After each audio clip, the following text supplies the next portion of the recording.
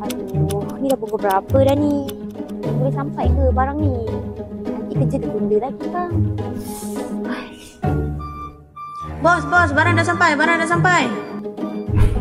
Weh, yang betul weh, korang hantar wala-wala ni. Order malam pun kita boleh kautin. Ikut timing customer. Tak ada hal lah. Biasalah bos. Bos punya site kan, kerja selepas mall tutup kan. Bos nak pukul berapa? Bos nak pukul 10? Bos nak pukul 11? Bos nak pukul 12? Semua kita boleh settle. Nak apa lagi? Jom.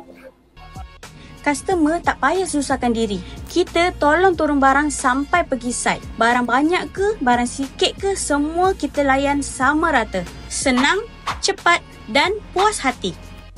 Oi, bagusnya. Ingatkan kena turun barang sendiri tadi. Dari proses turun barang sehingga ke tapak projek, semuanya kita tolong. Ish, apa? Ingat kita tunjuk lori je ke? Bukan. Kita tolong turun barang, angkat sama-sama, hantar pergi site pun sama-sama. Wih, bagusnya korang ni. Hantar sampai dalam. Bekerja bagus, servis bagus. Bagus. Suka.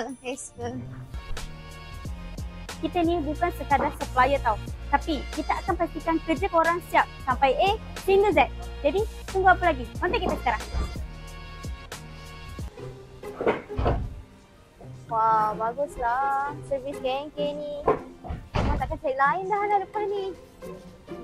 Ni memang nak kena recommend ni dekat kawan-kawan yang lain ni. Memang tip-top.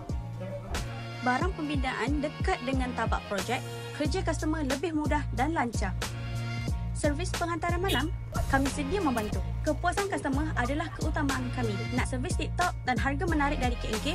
Kontak kita sekarang.